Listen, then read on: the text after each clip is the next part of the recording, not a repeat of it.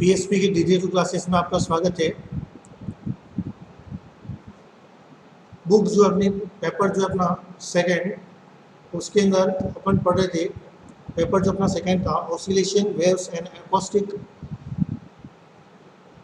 कंपन दोलन तरंगी एवं ध्वनिकी के बारे में पढ़ रहे थे।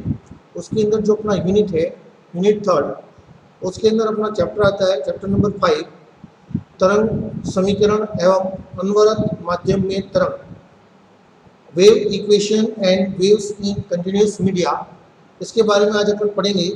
इसके अंदर अपने पास जो है सबसे पहला टॉपिक आता है तरंग होती क्या है, वेव्स होती क्या है।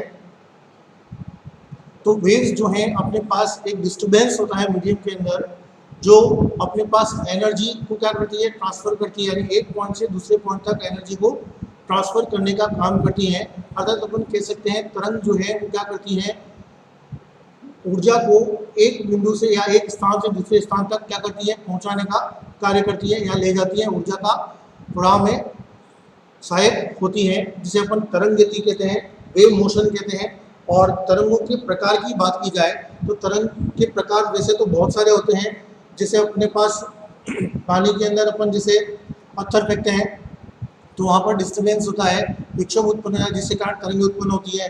ध्वनि तरंगे, प्रकाश तरंगे हैं, रेडियो तरंगे हैं, लाइट वेव्स है, साउंड वेव्स है, ये अलग अलग वेव्स होती हैं। लेकिन अगर अपने पास यहाँ पर जो वेव्स का डिस्ट्रीब्यूशन कर रखा है, वेव को दो भागों में मुख्य रूप से बांटा गया है। यहाँ पर पहला जो है प्रत्यास्थ या यांत्रिक तरंग गति। तो अपने पास प्रत्यास्थ या यांत्रिक तरंग गति क्या होती है, तो अपने पास जो है जिस तरंग को संचरित होने के लिए अपने पास माध्यम की आवश्यकता होती है, अर्थात अपन कह सकते हैं कि उसके लिए मटेरियल मीडियम रिक्वायर्ड होगा फॉर वेव प्रोपोगेशन। अगर तरंग को गमन करना है तो उसके लिए माध्यम की आवश्यकता अनिवार्य रूप से होगी। तो अपने पास जो है वो अपनी यांत्रिक तरंगे या प्रत्यास्थ तरंगे कहलाती हैं। और इसके उदाहरण जो हैं अपने पास जो है ध्वनि तरंगे जो है अपने पास यांत्रिक तरंगों का उदाहरण है। यदि माध्यम नहीं है, जैसे वायु की उपस्थिति नहीं है, तो अपने पास मैं कितना भी बोलूँ सुनाई नहीं देगा पास वाले को। तो अपने पास वहाँ पर वायु का होना एक आवश्यक है, अर्थात वहाँ माध्यम की आवश्यकता अनिवार्य है। वायु की अनुपस्थिति में जो है अपने पास सामने वाले को सुनाई नहीं देगा। तो अपने पास माध्यम की आवश्यकता होती है किसके अंदर, यांत्रिक तरंगों के अंतर्गत, जिसको अपन प्रत्यास्थ तरंगे भी कहते हैं। इसी प्रकार से जो है अपने पास दूसरी तरंग आती है अयांत्रिक तरंगे या विद्युत चुंबकीय तरंगे, non mechanical waves and electromagnetic wave motion. अगर इसकी बात की जाए तो इसके लिए जो है अपने पास कोई मटेरियल मीडियम यानी मीडियम रिक्वायर्ड नहीं होता है, यानी इन तरंगों को संचरित होने के लिए माध्यम की आवश्यकता नहीं होगी। तो जिन तरंगों को संचरित होने के लिए माध्यम की आवश्यकता नहीं होती है, वे तरंगे अपने पास विद्युत चुंबकीय तरंगे या अयांत्रिक तरंगे कहलाती हैं। और जिन तरंगों को संचरित होने के लिए माध्यम की आवश्यकता होती है, उन्हें प्रत्यास्थ या यांत्रिक तरंगे भी कहा जाता है, जिसको अपने पास elastic and non mechanical waves कहते हैं। Those wave which required medium to propagate is called the mechanical waves. जिन तरंगों को संचरित होने के लिए माध्यम की आवश्यकता होती है, उन्हें अपने पास यांत्रिक तरंगे कहा जाता है। और जिन तरंगों को संचरित होने के लिए माध्यम की आवश्यकता नहीं होती है, उन्हें अपन विद्युत चुंबकीय तरंगे या अयांत्रिक तरंगे भी कहा जाता है। और पहला जो था उसका मैं उदाहरण बता चुका हूँ। यहाँ पर अपने पास ध्वनि तरंग इसी के अंदर आता है। पानी में या कटी हुई रस्सी में अपने पास जो है, या स्ट्रेंज स्ट्रिंग के अंदर जो है वाइब्रेशन जो प्रोड्यूस होते हैं, कंपन उत्पन्न होते हैं, वो सारे यांत्रिक तरंगों के अंदर आते हैं। सितार है, गिटार के जो तार होते हैं, उनके अंदर जो अपने पास वेव्स प्रोड्यूस होती है वो यांत्रिक तरंगे होती हैं। जबकि अयांत्रिक तरंगे के उदाहरण क्या है, एक्स रे है, गामा रे है, रेडियो वेव्स है, रेडियो तरंगे हैं, उसके बाद सूक्ष्म तरंगे हैं, अवरक्त तरंगे हैं, माइक्रोवेव्स है, इंफ्रारेड है। ये जो इसके अपने पास जो है अलग अलग उदाहरण हो गए। अगर यहाँ से देखा जाए तो अपने पास जो है तरंग संचरण प्रत्यास्थ के विक्षोभ के अंदर अपने पास जो है दो तरह की तरंगे होती हैं। ऊर्जा को संचरित करने वाली और एक ऊर्जा को संचरित नहीं करने वाली। तो अगर अपन बात करें पहले यहाँ पर प्रगामी तरंगे,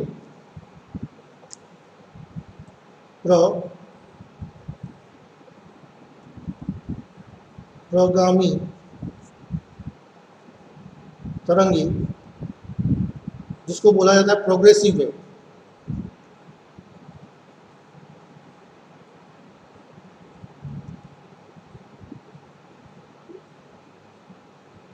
अपन बात कर रहे हैं प्रगामी तरंगे की, तो अपने पास जो है जिन तरंगों में ऊर्जा एक स्थान से दूसरे स्थान तक स्थानांतरित होती है, यानी इन तरंगों से ऊर्जा का क्या होगा, ऊर्जा का स्थानांतरण करती है, यानी क्या करती है, ये एनर्जी को क्या करती है, ट्रांसफर करेंगे। तो उसको अपन क्या बोलते हैं, प्रोग्रेसिव वेव बोलते हैं। और दूसरा आता है अप्रगामी तरंगे, अप्रगामी तरंगे जिसको बोलता है स्टेशनरी वेव्स, इसको बोला जाता है स्टेशनरी वेव्स। अगर अपन स्टेशनरी वेव्स की बात की जाए तो इसमें जो है ऊर्जा का स्थानांतरण एक स्थान से दूसरे स्थान तक नहीं होता है, यानी इसमें ऊर्जा का स्थानांतरण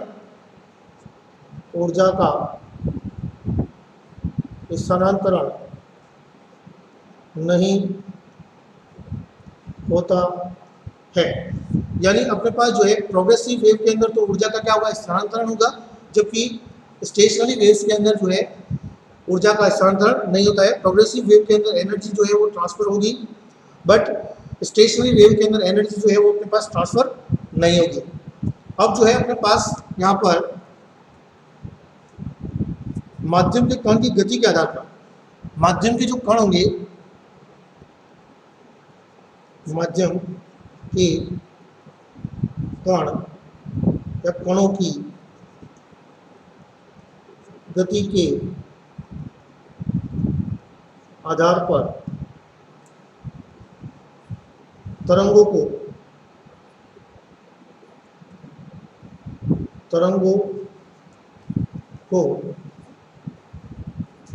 दो भागों में बांटा गया। पहला जो है इसके अंदर अपने पास आता है अनुप्रस्थ तरंगे,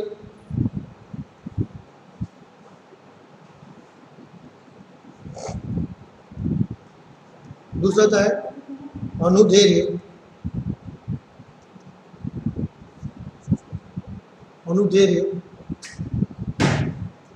तरंगे। अपने पास जो है दो तरह की वेव्स होती हैं, एक तो अनुदैर्घ्य तरंग हो गया, दूसरा अनुप्रस्थ तरंगे। पहला अपने पास लिखा अपने पास अनुप्रस्थ तरंगे और दूसरा लिखा अपने पास अनुदैर्घ्य तरंगे। तो transfer waves and longitudinal, first जो है अपने पास आता है ट्रांसफर वेव्स और दूसरा जो है लॉन्गिट्यूडनल वेव्स होती हैं।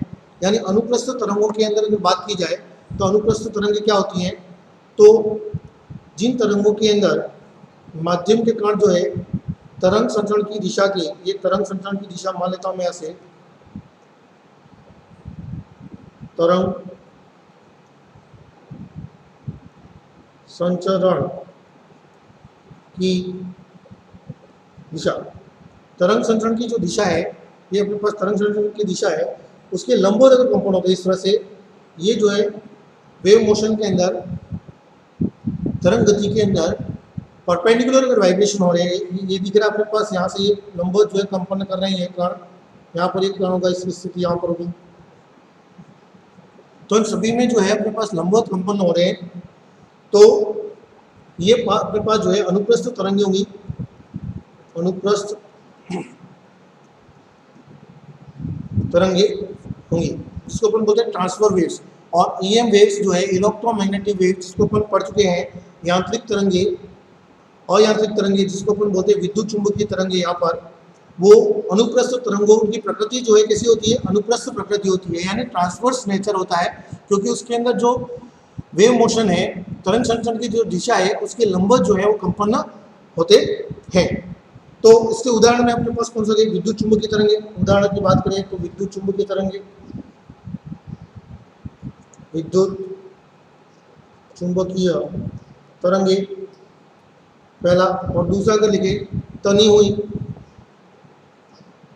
रस्सी में उत्पन्न तरंगे। ये जो है दोनों अपने पास, इनके अंदर जो नेचर होगा वो अपने पास जो है यहाँ पर कैसा होगा, उनका अनुप्रस्थ नेचर होगा, ट्रांसवर्स नेचर होगा इनका। और दूसरा जो अपने पास आता है उसकी बात की जाए, दूसरे की बात की जाए अनुदैर्घ्य तरंगे, अनुदैर्घ्य तरंगे, इसके अंदर जो है अपने पास तरंग संचरण की दिशा के क्या होते हैं, दिशा में कंपन होंगे, अर्थात जो है ध्वनि तरंगों के अंदर इस तरह से जो अपने पास मैं डॉट डॉट बता रहा हूं, ये अपने पास लॉन्गिट्यूडनल वेव्स के, यानी जिस डायरेक्शन में तरंग संचरण हो रही है, तरंग संचरण की जो दिशा है, संचरण की दिशा, तो तरंग संचरण की दिशा के अनुदिश क्या होते हैं, कंपन होते हैं, along the direction of wave motion, यानी जिस दिशा में तरंग संचरित हो रही है उसी दिशा के अंदर क्या होते हैं, कंपन होते हैं। तो अपने पास जो है वो अनुदैर्घ्य तरंगे कहलाती है। और अनुदैर्घ्य तरंग का उदाहरण देखा जाए तो ध्वनि तरंगे, ध्वनि तरंगों का जो नेचर होता है, प्रकृति जो होती है वो कैसी होती है, अनुदैर्घ्य होती है। तो अपने पास जो है अपन यहाँ तक पढ़ चुके हैं तरंगों के बारे में, जो अपना जनरल इंट्रोडक्शन था वो अपना पूरा होता है। नेक्स्ट जो है अपने पास इसके अंदर आता है अपना तरंग समीकरण, वेव इक्वेशन।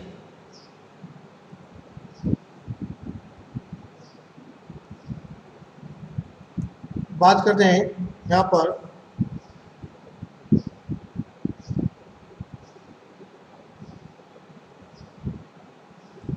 Wave equation.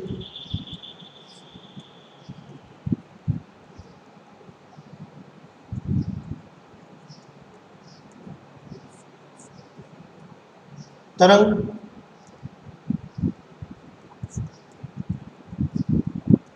समीकरण अपने पास आता है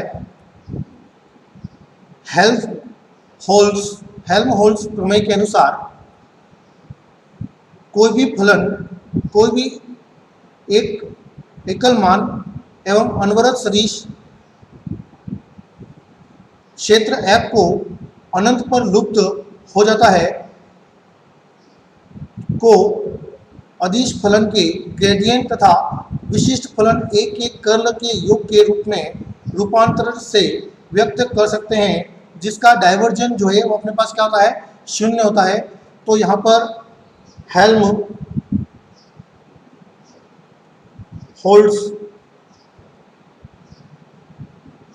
हेल्महोल्ट्ज प्रमेय के अनुसार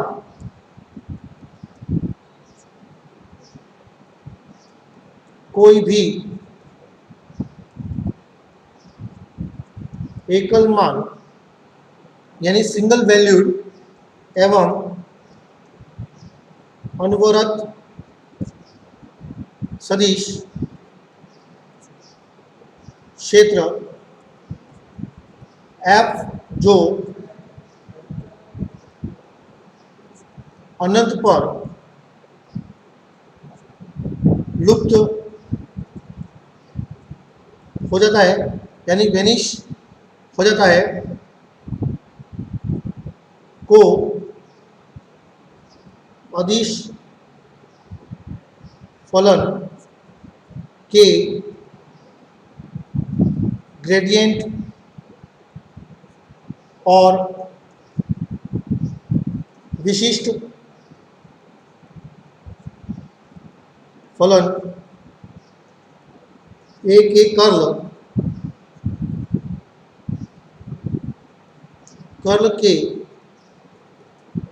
योग के रूप में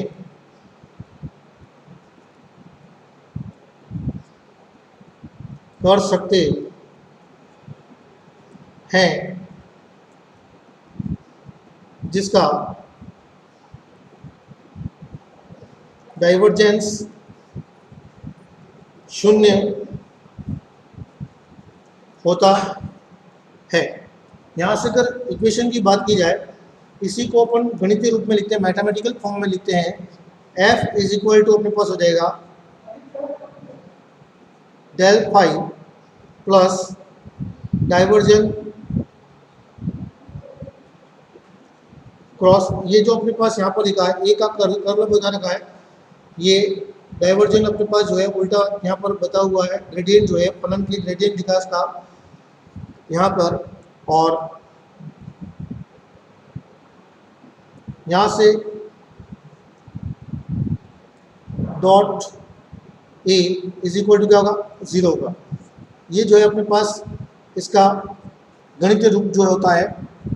यहाँ पर जो है फाई जो है क्षेत्र एफ, फाई फलन को क्षेत्र एफ सदिश का अदिश विभव एवं ए फलन का सदिश विभव कहते हैं। ठीक है, तो अपने पास यहाँ पर ये अदिश एफ जो है अपने पास अदिश विभव हो जाएगा, और फलन ए जो है वो सदिश विभव कहते हैं। इसको अपन सदिश विभव कहेंगे और इसको अदिश विभव। ये हो जाएगा अदिश विभव, और ये हो जाएगा अपना सदिश विभव।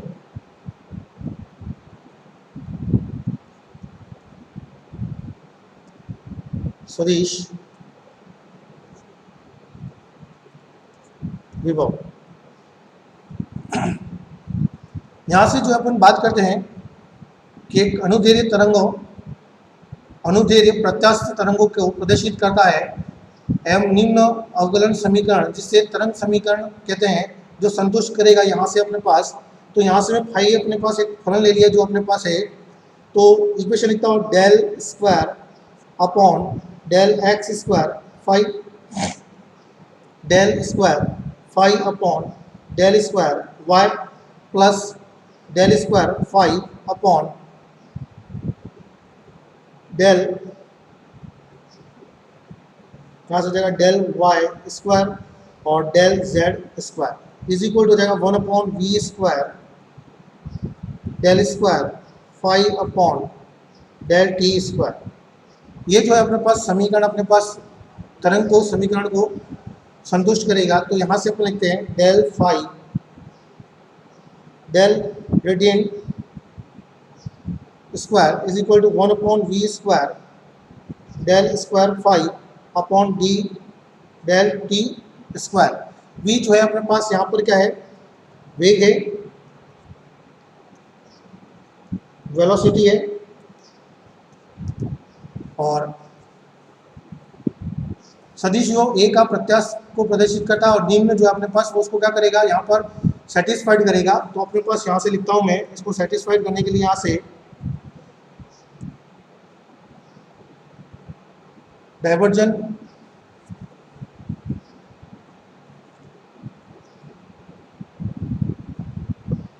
यहाँ से ग्रेडियंट अपने पास cross, gradient cross A is equal to -1 upon we square del A square upon del T square. यहाँ से जो है ये अपना del square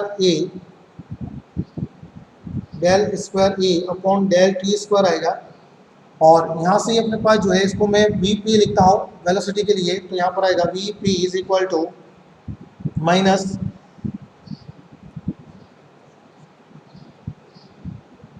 diversion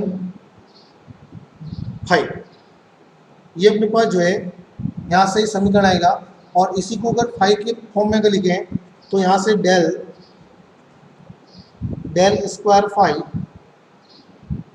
1 upon we square is equal to del square phi upon del T square. यहाँ पर जो है वी जो है अपने पास वापिस जो है तरंग संचरण की दर यानी वेग को प्रदर्शित कर रहा है, वेलोसिटी को रिप्रेजेंट कर रहा है। तो यहाँ पर इसी को अपन लिख सकते हैं del square phi upon del x square is equal to 1 upon we square del square phi upon del T square. ये जो है अपने पास इक्वेशन ऑफ वेव मोशन यानी तरंग का समीकरण जो है अपने पास समतल के अंदर ज्ञात हो जाता है। और फाई को अगर लिखना है, फलन को लिखना है, तो अपने पास जो है फाई इज इक्वल टू होगा F1 v t minus x plus F2 is equal to v t plus x, यानी एक्स दिशा के लिए प्लस एक्स दिशा के लिए और माइनस एक्स दिशा दोनों के लिए अपन ने लिखा है यहाँ पर जो है अपना ये धनात्मक एक्स दिशा में होगा, धनात्मक एक्स दिशा में होगा, और ये ऋणात्मक एक्स दिशा में होगा। ये जो है अपने पास समीकरण अपन ने ज्ञात कर लिया यहाँ पर। इसके बाद जो है अपना equation of plane progressive wave समतल प्रगामी तरंग का समीकरण जो है वो अपन नेक्स्ट क्लास के अंदर पढ़ेंगे। Thank you.